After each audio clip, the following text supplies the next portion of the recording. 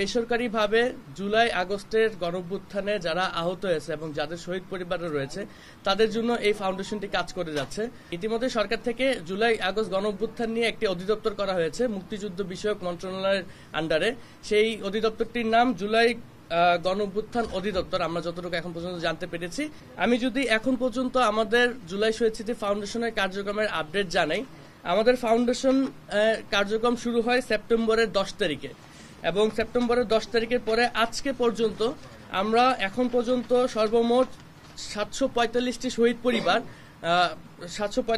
পরিবারকে 37.25 কোটি টাকা আমাদের জুলাই শহীদ স্মৃতি ফাউন্ডেশন থেকে প্রদান করতে পেরেছি, যা মোট শহীদ পরিবার এখন পর্যন্ত গেজেট প্রকাশিত যতগুলো শহীদ পরিবার আছে তার মধ্যে 87.13% পরিবারের কাছে আমরা পৌঁছাতে পেরেছি।